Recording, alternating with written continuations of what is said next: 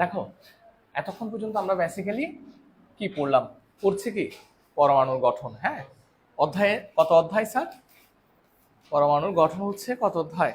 ষষ্ঠ অধ্যায়।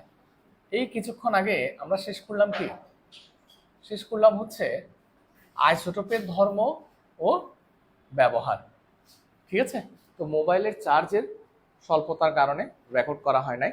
দেখা যাক কতক্ষণ এই অল্পটুকু টপিক, গুরুত্বপূর্ণ টপিকটা আমরা একটু রেকর্ড করে নিই। হ্যাঁ, দেখো, পরমাণুতে ইলেকট্রন কিভাবে বিন্যস্ত থাকে? বিন্যস্ত থাকে মানে সাজানো থাকে। তুই কি আমার কথা বুঝতে পারছিস? পরমাণুতে ইলেকট্রন কিভাবে বিন্যস্ত থাকে? আমরা খুব ভালোভাবে জানি যে পরমাণুর নিউক্লিয়াসে ইলেকট্রন থাকে, পরমাণুর নিউক্লিয়াসে কি থাকে? প্রোটন থাকে আর নিউট্রন থাকে। আর পরমাণুর নিউক্লিয়াসের চারপাশে কতগুলো বৃত্তাকার কক্ষপথে কি থাকে?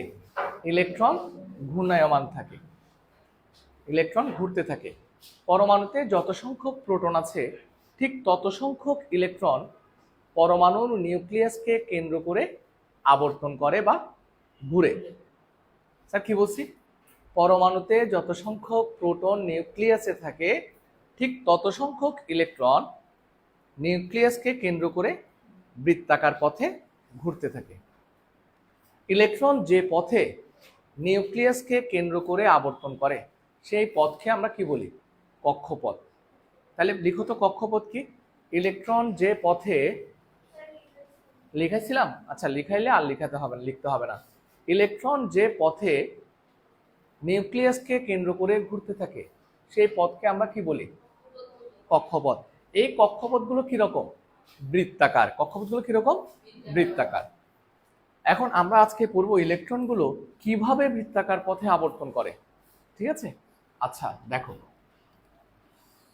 তাহলে তোমরা খেয়াল করবা, আমরা পরমাণুর সংখ্যা পড়ছি কত? 118, ঠিক না? তাহলে 118 হচ্ছে শেষ যে মৌলটা তার পারমাণবিক সংখ্যা। তার মানে ওই পরমাণুতে কতটা ইলেকট্রন আছে? 118টা ইলেকট্রন আছে। ঠিক আছে, এই 118টা ইলেকট্রন বৃত্তাকার কক্ষপথে ঘূর্ণায়মান থাকে। কিন্তু সবগুলো ইলেকট্রন কিন্তু একটা কক্ষপথে ঘূর্ণায়মান থাকে না। এখানে কিছু সুনির্দিষ্ট নিয়ম আছে কিভাবে ইলেকট্রনগুলো বৃত্তাকার কক্ষপথে কি করে? ঘুরতে থাকে বা আবর্তন করে। সেই নিয়মগুলো আমরা একটু জানবো। অষ্টম শ্রেণীতে যতটুকু পর্যন্ত তোমাদেরকে জানানো সম্ভব বা যতটুকু পর্যন্ত পড়ালে তোমরা খুব ভালো বুঝবা, আমরা ঠিক ততটুকুই পড়াবো। কেমন? আচ্ছা আসো, এগুলো খুব সোজা জিনিস। কেমন? দেখো, পরমাণুতে ইলেকট্রন নিউক্লিয়াসকে কেন্দ্র করে ঘুরে এবং তাদের সুনির্দিষ্ট কক্ষপথ রয়েছে, মানে তারা নির্দিষ্ট পথে ইলেকট্রনকে আবর্তন করে, নির্দিষ্ট পথে নিউক্লিয়াসকে কি করে? আবর্তন করে। একটি কক্ষপথে কয়টি ইলেকট্রন থাকবে? তার মানে নিউক্লিয়াসের চারপাশে অনেকগুলো বৃত্তাকার কক্ষপথ আছে। ওই কক্ষপথে কতটা ইলেকট্রন থাকতে পারে সর্বোচ্চ, সে বিষয়টাও আমাদের জানতে হবে। একটা নির্দিষ্ট কক্ষপথে কতটা ইলেকট্রন থাকতে পারে সেটা একটা সূত্রের মাধ্যমে আমরা বের করতে পারি। সেটা সূত্রটার নাম কি? 2n²। কি লিখছে দেখো, একটি কক্ষপথে কয়টি ইলেকট্রন থাকবে। যেমন চিত্র 6.2-এ হাইড্রোজেনের চিত্রটি দেখো। হাইড্রোজেন পরমাণুতে কয়টি ইলেকট্রন আছে? একটা মাত্র ইলেকট্রন আছে, যা নিউক্লিয়াসকে কেন্দ্র করে কি ঘুরে। হিলিয়াম পরমাণুতে 2টি ইলেকট্রন নিউক্লিয়াসকে কেন্দ্র করে একটি কক্ষপথে ঘুরে। ঠিক আছে, তো একটা কক্ষপথে সর্বোচ্চ কতটা ইলেকট্রন থাকতে পারবে সেটা একটা সূত্রের মাধ্যমে আমরা কি নির্ণয় করতে পারি। সেটা কি বলতো? সূত্রটার নাম কি? এটা আসলে কি কক্ষপথে কি সংখ্যা? ইলেকট্রন ধারণ ক্ষমতা বা একটা কক্ষপথে কতটা ইলেকট্রন থাকতে পারে তার একটা কি সূত্র। এই সূত্রের মাধ্যমে আমরা প্রথম কক্ষপথে কয়টা ইলেকট্রন থাকতে পারে, দ্বিতীয় কক্ষপথে কয়টা ইলেকট্রন থাকতে পারে, তৃতীয় কক্ষপথে কয়টা ইলেকট্রন থাকতে পারে সেটা কি করতে পারবো? বের করতে পারবো।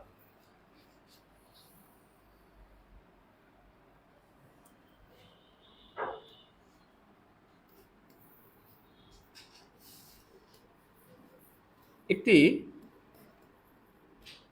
নির্দিষ্ট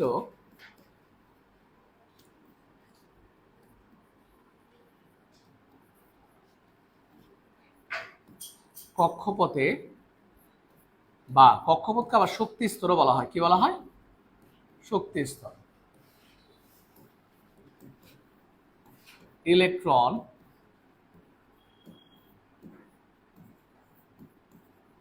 ধারণ ক্ষমতা সমান 2n²।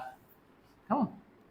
এখানে n ইকুয়াল টু হচ্ছে 1 2 3 4 ডট ডট ডট। হ্যাঁ, কেমন? তো ইলেকট্রন ধারণ ক্ষমতা হচ্ছে 2n², n ইকুয়াল টু কত? 1 2 3 4। কথাটা বুঝিও।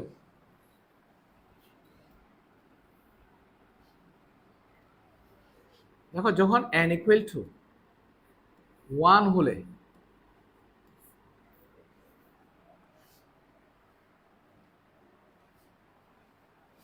প্রথম শক্তি স্তরে,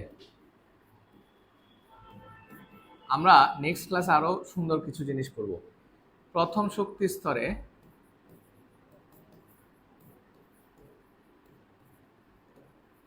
ইলেকট্রন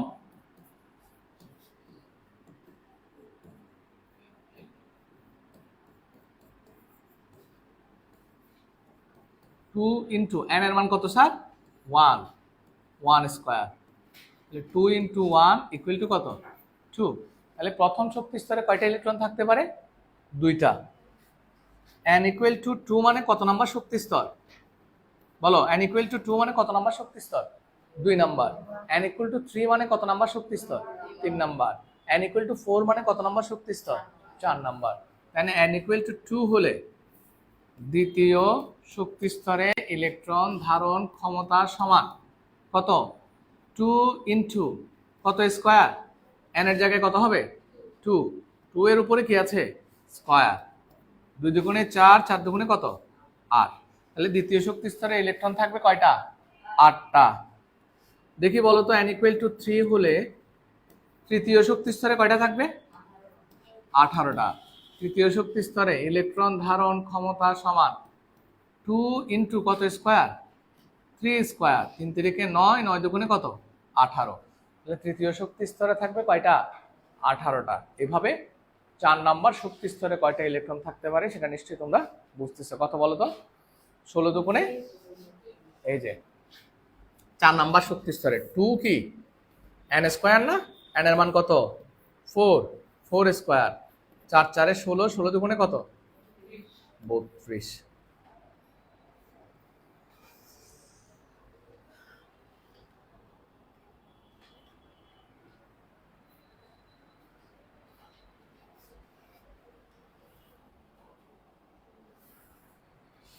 লিখো।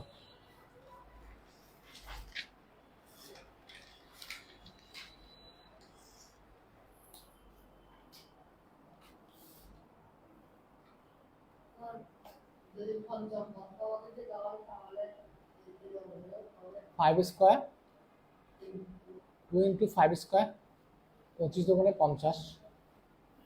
আমরা অত দূরে যাব না। 9 10 পর্যন্ত, সরি, অষ্টম শ্রেণী পর্যন্ত আমরা শুধুমাত্র সর্বোচ্চ ধরো 30 পর্যন্ত মৌলগুলো ইলেকট্রন বিন্যাস সম্পর্কে জানবো। ঠিক আছে? এর পরবর্তী ক্লাসে গিয়ে পরবর্তী টপিকগুলো পড়বো। ঠিক আছে? আসো। তাহলে আমরা কি বললাম?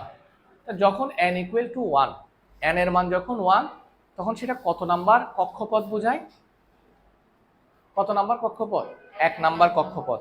যখন n ইকুয়াল টু 2, তখন সেটা কত নাম্বার কক্ষপথ বোঝায়? 2 নাম্বার। n ইকুয়াল টু 3 মানে কত নাম্বার কক্ষপথ? n ইকুয়াল টু 4 মানে কত নাম্বার শক্তি স্তর? কত নাম্বার শক্তি স্তর? 4 নাম্বার। শিওর? কক্ষপথ আর শক্তি স্তর কি কথা? সেম কথা।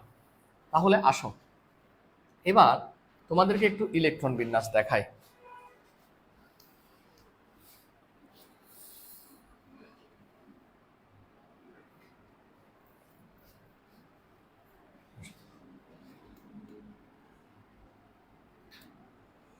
প্রথমে আমরা একটা নিউক্লিয়াস নিই। এটা কি?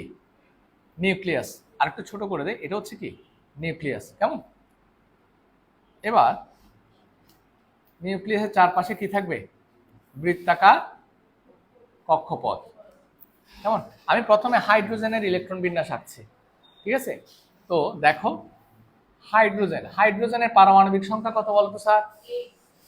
তোমাদেরকে আমি একটা পড়া দিব, আমার কাছ থেকে পড়া যাওয়ার সময় নিয়ে নিবে। হ্যাঁ, হাইড্রোজেনের পারমাণবিক সংখ্যা হচ্ছে 1। হাইড্রোজেনের পারমাণবিক সংখ্যা কত? তার মানে হাইড্রোজেনে কয়টা প্রোটন আছে? একটা। অর্থাৎ ইলেকট্রনও আছে কয়টা? একটাই। তাহলে হাইড্রোজেনের ইলেকট্রন বিন্যাসটা কিরকম হবে? প্রথম কক্ষপথে কয়টা ইলেকট্রন? একটাই, কারণ তার কাছে একটাই ইলেকট্রন আছে। তাহলে সে একটা ইলেকট্রন ওই একটা কক্ষপথে থাকবে। ক্লিয়ার কিনা কথা ক্লিয়ার কিনা বলো? আচ্ছা, ঠিক আছে। এখন দেখো, আমরা এখানে একটা প্লাস চিহ্ন দিলাম। এখানে কি চিহ্ন? প্লাস চিহ্ন। এটা কেন প্লাস চিহ্ন দিছি বলো তো? কারণ সেখানে প্রোটন থাকে। সেখানে কি থাকে? আর প্রোটনের চার্জ কি? ধনাত্মক বা পজিটিভ। প্রোটনের চার্জ হচ্ছে কি? পজিটিভ। কথা ক্লিয়ার? এটা তাইলে আমাদের কার ইলেকট্রন বিন্যাস বলো তো? হাইড্রোজেনের। এবার আসো হিলিয়ামের। হিলিয়ামের পারমাণবিক সংখ্যা কত? 2। হিলিয়ামের পারমাণবিক সংখ্যা কত? 2। তার মানে হিলিয়াম পরমাণুতে কয়টা প্রোটন আছে? 2টা। ইলেকট্রন আছে কয়টা? 2টা। তো সেটা আমরা কিভাবে দেখাবো ইলেকট্রন বিন্যাস? 2। ঠিক আছে? তো যদি চিত্র আঁকতে হয় কিভাবে আঁকবো?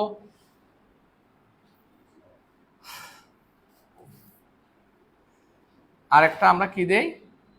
ছোট করে নিউক্লিয়াস দেই এই জায়গাটায়। হ্যাঁ, একটা নিউক্লিয়াস দিলাম। তাহলে নিউক্লিয়াসের মাঝখানে কি থাকবে? প্লাস। শক্তি স্তরে কয়টা ইলেকট্রন থাকবে? 2টা। তুমি চাইলে এই একটা ইলেকট্রন এখানে দিতে পারো, একটা ইলেকট্রন এখানে দিতে পারো। কেমন? 2টা ইলেকট্রন। ক্লিয়ার কিনা এগুলো? এরপরে আমাকে বলো, এই 2টাতে দেখালাম হাইড্রোজেন, হিলিয়াম, লিথিয়াম। আসো, লিথিয়ামের পারমাণবিক সংখ্যা কত? 3। এগুলো আমার মুখস্থ আছে, তোমাদেরও আমি মুখস্থ করতে দিব। হ্যাঁ, ওয়েট করো। আচ্ছা, আমাকে এবার একটা কথা বলো দেখি। সৌমিত্র বলবা, স্যার ওর তো 3টা ইলেকট্রন আছে, ওর কি প্রথম শক্তি স্তরে 3টা ইলেকট্রন থাকবে? কারণ প্রথম শক্তি স্তরে সর্বোচ্চ কয়টা ইলেকট্রন থাকতে পারে? 2টা। তার মানে খুব স্বাভাবিকভাবে প্রথম শক্তি স্তরে থাকবে 2টা। তো আরেকটা ইলেকট্রন কোথায় থাকবে? দ্বিতীয় শক্তি স্তরে। কোথায় থাকবে? দ্বিতীয় শক্তি স্তরে। কারণ একটা শক্তি স্তরে তো 2টার বেশি থাকতে পারবে না। 2টার চেয়ে কম থাকতে পারবে, কিন্তু বেশি থাকতে পারবে না। ধরো তোমাদের বাসায় 10 জন মানুষ থাকতে পারে। 10 জন মানুষ যদি থাকতে পারে, সেখানে 5 জনও থাকতে পারবে, 2 জনও থাকতে পারবে, 8 জনও থাকতে পারবে, কিন্তু 11 জন থাকতে পারবে, বেশি থাকতে পারবে না। সর্বোচ্চ কয়জন? 10 জন। তাহলে ওর প্রথম কক্ষপথে সর্বোচ্চ থাকতে পারে 2টা। আর আরেকটা যেটা আছে সেটা কোথায় চলে যাবে? পাশের বাসায় চলে যাবে। পাশের বাসা মানে পরবর্তী শক্তি স্তর, ঠিক আছে, বা পরবর্তী কক্ষপথে চলে যাবে। তাহলে এটার ইলেকট্রন বিন্যাস আমরা কিভাবে আঁকবো? দেখো ওমা, এটা কি আবার ছোট করে নিউক্লিয়াস দিলাম। হ্যাঁ, এরপরে কি বলতো? এটা কি প্রথম শক্তি স্তর। এরপরে এটা কি দ্বিতীয় শক্তি স্তর। তাহলে প্রথম শক্তি স্তরে কয়টা ইলেকট্রন? 2টা। দ্বিতীয় শক্তি স্তরে কয়টা ইলেকট্রন? তুমি এই পাশে চাইলে এই পাশে, এখানে চাইলে এখানে, এখানে চাইলে এখানে, নিচে চাইলে নিচে দিতে পারো। আর নিউক্লিয়াসে একটা কি দিয়ে দিব? প্লাস দিয়ে দিব, কারণ সেখানে প্রোটন থাকে, প্রোটনের চার্জ পজিটিভ। নিউট্রনের কোনো চার্জ আছে? সেও তো নিউক্লিয়াসে থাকে, তার কোনো চার্জ নাই, সুতরাং সেটা দেওয়ারও প্রয়োজন নাই। তাহলে এখন বোঝা গেছে। এবার আমি আর 4 নাম্বার, 5 নাম্বার, 6 নাম্বারে যাচ্ছি না, আমি সরাসরি সোডিয়ামে চলে যাচ্ছি। সোডিয়াম পরমাণুর পারমাণবিক সংখ্যা হচ্ছে কত? 11। পারমাণবিক সংখ্যা 11। তাহলে শতানুশ প্রথম শক্তি স্তরে জাহেদ বলো কয়টা ইলেকট্রন থাকতে পারে? 2টা। তাহলে 2টা রয়ে গেল, বাকিগুলো কি প্রথম শক্তি স্তরে থাকতে পারবে? আর কয়টা বাকি আছে? 2টা তো প্রথম শক্তি স্তরে আছে, আর কয়টা বাকি আছে? 9টা। এই 9টা কি দ্বিতীয় শক্তি স্তরে থাকবে? কেন? কারণ দ্বিতীয় শক্তি স্তরে সর্বোচ্চ কয়টা থাকতে পারে? 8টা। 9টা থাকতে পারবে? কখনোই না। দ্বিতীয় শক্তি স্তরে আমরা দেখছি না 2n² সূত্র থেকে, এই যে কিছুক্ষণ আগে, দ্বিতীয় শক্তি স্তরে কয়টা থাকতে পারবে সর্বোচ্চ? 8টা। তার মানে আমাদের দ্বিতীয় শক্তি স্তরে থাকবে সর্বোচ্চ কয়টা? 8টা। এরপরে বাকি আছে আর কয়টা? একটা। সে একটা কোথায় যাবে? পাশের বাসায়। সেটাই, সে 8টা যাবে কি, সে আরেকটা বাকি আছে, সেটা যাবে পাশের বাসায়। তাহলে একটা ইলেকট্রন। ক্লিয়ার কিনা? হ্যাঁ, 2 8 1। তাহলে এই চিত্রটা আমরা কিভাবে আঁকবো? খুবই সহজ। আমরা একটু নিউক্লিয়াস দিয়ে প্রথমে ছোট্ট, এটা দেখা যাচ্ছে না সুন্দর করে। এরপর আমরা কি দিব, যে কক্ষপথ বা শক্তি স্তর। কামান, এটা কি প্রথমটা? এখানে শক্তি স্তর কয়টা হবে? ওটা হবই বা হ না? 3টা হবে। 2টা। এরপর আর কি লাগবে? আরো একটা লাগবে না? কয়টা হয়েছে? 3টা। প্রথম শক্তি স্তরে কয়টা থাকবে? 2টা। দ্বিতীয় শক্তি স্তরে 8টা। এগুলো জোড়া জোড়া দিবা, হ্যাঁ, জোড়া জোড়া। হ্যাঁ, আচ্ছা, আমি 3 নম্বরে চলে যাচ্ছি না, এখানে আসো। 2টা 2টা 2টা 2টা, ঠিক আছে। আর বাকি আছে কয়টা? তুমি তোমার মতো করে বাকিটা এদিকে দিয়ে দাও, আর এখানে একটা কি দিয়ে দাও, প্লাস। বুঝা গিয়েছে কিনা? হ্যাঁ, তাহলে ইলেকট্রন বিন্যাস মোটামুটি তো বুঝা যাচ্ছে, নাকি বুঝা যাচ্ছে না? বুঝা যাচ্ছে। এভাবে ইলেকট্রন বিন্যাস করবা, চিত্র এঁকে দিবা, বাস, সুন্দর করে। হ্যাঁ, আচ্ছা। কিরে রোদ্দুজ্জা, কিছু বুঝছিস না? আচ্ছা,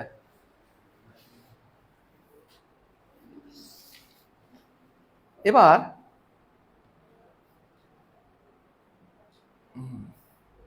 তাহলে আমি যদি তোমাদেরকে বলি লাস্ট একটা ক্লোরিনের, কেমন? আমরা কিন্তু মোটামুটি 30 পর্যন্ত শিখব।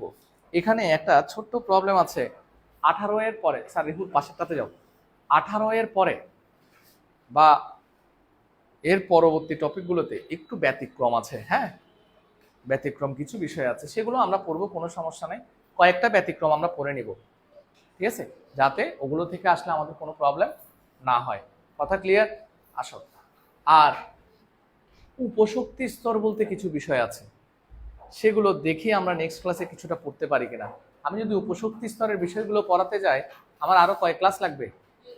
2 ক্লাস। আর যদি উপশক্তি স্তরের বিষয়গুলো আমি না পড়াই, বইতে যা আছে শুধু তাই পড়াই, তাহলে আমার আর কি, এক ক্লাসেই চ্যাপ্টার শেষ। ঠিক আছে, তাহলে আসো আমরা একটু ক্লোরিনেরটা দেখি। ক্লোরিনের পারমাণবিক সংখ্যা কত? 19। তাহলে ওর ইলেকট্রন বিন্যাস কত হবে বলো তো? 2 8, আর কয়টা আছে? 8 2 10, আর কয়টা? এখন এখানে কি করবা বলো এবার? দ্বিতীয় শক্তি স্তর গেল, তৃতীয় শক্তি স্তরে কয়টা থাকতে পারে? হ্যাঁ, 2 8 কত? 18টা থাকতে পারে, কিন্তু আমাদের কাছে আর বাকি আছে কয়টা? 9টা। এখন তুমি এই 9টা কিভাবে করে উপস্থাপন করবা? কি, সরি, আমি একটা ছোট্ট ভুল লিখছি। ক্লোরিনের হচ্ছে কতটা? ক্লোরিনের হচ্ছে কত? 17। পারমাণবিক সংখ্যা কত? 17। ক্লোরিনের পারমাণবিক সংখ্যা কত? 17। ঠিক আছে, তাহলে এখানে আমরা কিভাবে লিখব? 2 8, আর বাকি আছে কয়টা?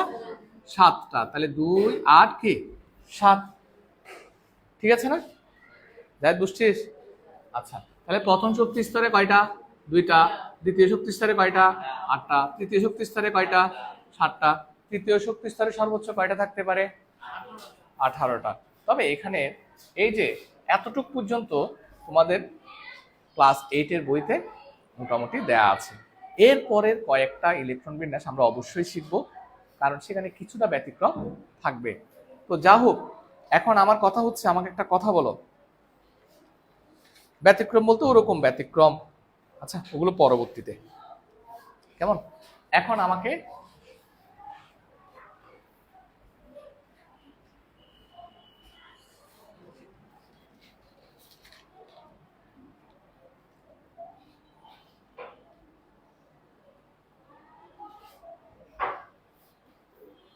তাহলে ক্লোরিনের ক্ষেত্রে আমি যে বললাম 19, প্রথম শক্তি স্তরে কয়টা? 2টা, দ্বিতীয় শক্তি স্তরে কয়টা? 8টা, 3 নম্বর শক্তি স্তরে কয়টা থাকবে?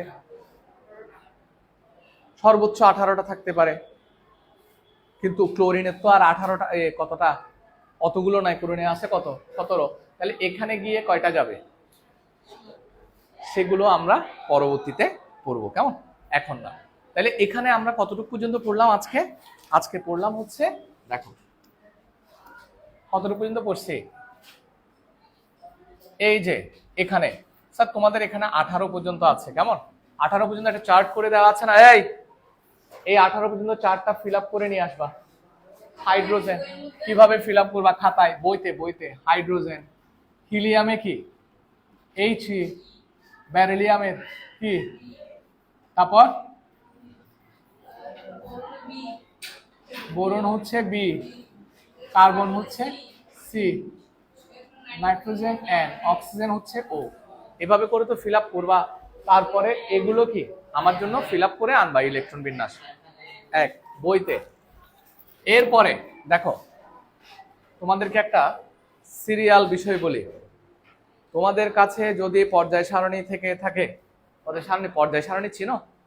আচ্ছা, তাহলে তোমরা একটা কাজ করো, পর্যায় সারণীর কথা এখন না বলি, তোমরা আগে আমার জন্য আরো 2টা মৌল লিখে রাখো। 19 নাম্বার হচ্ছে পটাশিয়াম। 19 নাম্বার কি? পটাশিয়াম 19। পটাশিয়ামের পরে হচ্ছে ক্যালসিয়াম, ক্যালসিয়াম হচ্ছে 20, ক্যালসিয়াম হচ্ছে 20, এতটুকু কিন্তু লিখে রাখো। ক্যালসিয়াম হচ্ছে কি 20, এই 20 পর্যন্ত সিরিয়ালি মুখস্থ করে আসবা, পারমাণবিক সংখ্যা অনুযায়ী সিরিয়ালি কি করে আসবা? মুখস্থ করে আসবা। কত পর্যন্ত? 20 পর্যন্ত পারমাণবিক সংখ্যা অনুযায়ী সিরিয়ালি মুখস্থ করে আসবা। আমি প্রথমে দাঁড় করিয়ে সিরিয়ালি জিজ্ঞেস করব, মুখস্থ না পারলে যতটা ভুল বলবা ততটা মাই। তাহলে কি বলবো, কি করবা? 20 পর্যন্ত একদম সিরিয়ালি, যেমন ধরো hydrogen, helium, lithium, beryllium, boron, carbon, nitrogen, oxygen, fluorine, neon, sodium, magnesium, aluminium, silicon, phosphorus, তারপর কি sulphur, chlorine, argon, potassium, calcium. দেখো আমার মুখস্থ আছে না? এরকম 30টা পর্যন্ত মুখস্থ করতে হবে, বাট আমি তোমাদেরকে প্রথমে কয়টা দিলাম? 20টা মুখস্থ করে আসবে। ধন্যবাদ স্যার।